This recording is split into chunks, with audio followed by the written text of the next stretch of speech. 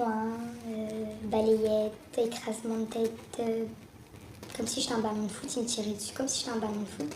Il me shootait quoi, il m'a craché dessus, il m'a tiré les cheveux, il m'a claqué, il m'a mis des coups de poing par terre. Unité médico-judiciaire de Pontoise-Gonesse accueille des victimes de violences. Une jeune femme vient de se présenter à l'accueil. Son petit ami l'a roué de coups. Un médecin légiste va l'examiner.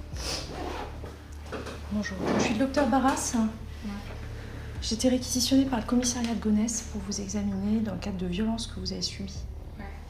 Cette jeune fille d'à peine 22 ans est sous le choc. Son petit ami l'a frappée il y a 2 jours et depuis, il continue de la harceler et de l'attendre en bas de chez elle. Vous m'avez dit que vous aviez rendez-vous ce matin, c'est ça? Ouais. Et vous n'avez pas pu venir? J'ai pas pu venir parce que il était là. Il était là. C'est qui? C'est mon ex. Votre ex. C'est lui qui vous a agressé? Ouais. Lui tout seul? Ouais. Ça s'est passé quand? Ça s'est passé le 4 avril. Vendredi? Vers quelle heure? Ça a duré de 2h à 8h du matin. Un calvaire infligé par celui qu'elle aimait.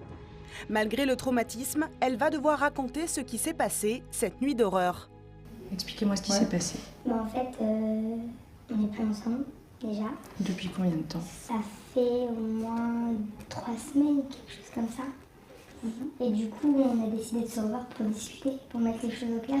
Et quand on s'est revus, il a pris mon téléphone et il a vu que je reparlais avec des amis à moi du lycée. Donc il a pété un plomb et là, il m'a vraiment défoncé. Qu'est-ce que vous appelez défoncer? Euh, Qu'est-ce qu'il vous a fait? Coup de poing, balayette, écrasement de tête, comme si j'étais un ballon de foot, il me tirait dessus, comme si j'étais un ballon de foot.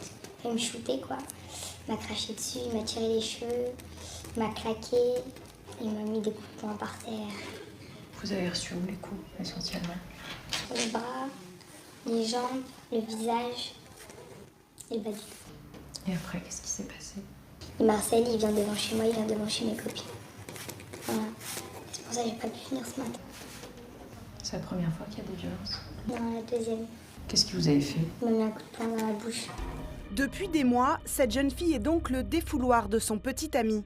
Elle est victime de violences conjugales. Donc je vais vous examiner. Vous allez me montrer vos bleus. Ouais. Son corps meurtri, la victime l'a dissimulé sous ses vêtements. Sa peau est recouverte d'échymoses. Oh là là. Tournez doucement sur vous-même. C'est des coups de quoi tout ça? Des coups de pied, des coups de poing, puisque je me suis mise en boule. J'ai mal partout. Pour se protéger de son petit ami, la jeune fille s'est recroquevillée sur elle-même. Ses jambes ont le plus souffert.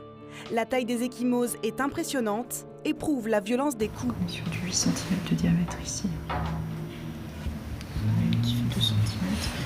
Puis celle-ci, elle fait 10 cm dans ses plus grandes dimensions. Tournez encore, parce qu'il y en a une autre ici. Là. Ouais, qui fait 3 cm de diamètre à peu près. Avec cet examen, le docteur Barras va pouvoir établir un certificat médical. Il servira ensuite de preuve dans le cadre d'une procédure judiciaire. Les conséquences psychologiques sont elles aussi répertoriées. Vous arrivez à dormir depuis ou pas? J'ai mal partout, mais j'arrive à dormir. Et le moral? Déprimée. C'est toujours traumatisant d'être victime de violence, a fortiori quand ça vient de quelqu'un avec qui vous avez partagé un moment et que, j'imagine, vous aimiez ou vous aimez peut-être encore. J'ai peur aussi. Vous avez peur de quoi? Peur que ça recommence. Il a même menacé de me refrapper encore. Ça va pas se terminer comme ça, tu vas voir. Je vais te défoncer, j'en passe. Les violences conjugales. Chaque année en France, environ 200 000 femmes sont agressées par leurs compagnons. Pire, une femme meurt tous les 3 jours sous ses coups. Régulièrement, les rubriques faits divers des journaux sont alimentées par de nouveaux assassinats. Elle n'est pas morte tout de suite, elle est morte en souffrance. Cette violence est pernicieuse car cachée. Derrière ces fenêtres, dans toutes les villes, dans tous les milieux sociaux, des femmes se taisent et subissent. J'ai frôlé la mort lorsqu'il m'a étranglée. Encore tabou, très peu de victimes osent dénoncer leur bourreau. Donc il l'a tenu par ses cheveux, il l'a lancé par terre. Oui, Elle dit qu'il a pris sa tête et l'a frappé sur un arbre. La violence conjugale est multiple. Physique, bien entendu, mais aussi morale, psychologique. Celle-ci, moins visible, est tout aussi dévastatrice. Mon homme, il était fier de lui, qu'il arrivait à m'atteindre sans me toucher du doigt. En France, les pouvoirs publics essaient de mettre en place des mesures pour faire cesser ces drames. Les dernières en date, un numéro de téléphone d'urgence, le 3919, et une ordonnance de protection. Elle permet d'éloigner le partenaire violent et ainsi de mieux protéger la victime. Malgré ces efforts, les femmes victimes de violences restent encore la proie de beaucoup d'hommes. Leur quotidien, nous allons vous le raconter. Retour à l'UMJ de Pontoise-Gonesse. Ici, chaque année, plus de 7000 personnes sont reçues par des médecins. Parmi elles, 1500 sont des victimes de violences conjugales. L'UMJ de Gonesse, bonjour. C'est le docteur Céline Dumillard qui dirige cette unité particulière. Ici, les médecins ne soignent pas, ils constatent juste les blessures. En partenariat étroit avec la justice et les autorités, ils agissent sur réquisition. Dès qu'une victime porte plainte, la justice demande un certificat médical. Il servira ensuite de preuve pour le reste de la procédure judiciaire. Bonjour madame, le chef PNS de la brigade de Daumont. Oui. Je vous appelle car j'aimerais avoir un rendez-vous pour une dame victime de violences conjugales. D'accord. Des strangulations de la part de son mari. D'accord. Depuis quand elle est, la garde à vue? Elle va être dans l'après-midi. Bah écoutez, faites-la venir cet après-midi à 15h. Au revoir. Au revoir madame. Le cas est urgent car extrêmement grave. La jeune femme a été étranglée par son mari. Le docteur Barras la reçoit donc en priorité. D'origine brésilienne, elle ne parle pas français. C'est donc le gendarme auprès de qui elle a déposé sa plainte qui l'accompagne pour servir de traducteur. Alors, est-ce que vous pouvez lui demander quand est-ce que ça s'est passé, s'il vous plaît?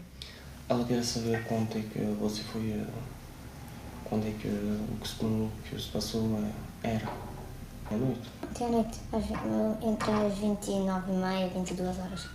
C'est bien hier soir, entre 21h30 et 22h, Et ça s'est passé où? au domicile. Elle a été agressée par qui? Mon mari. Il l'a frappée? Qu'est-ce qu'il y a? Étranglé et bousculé. L'étranglement, un geste qu'utilisent souvent les maris violents.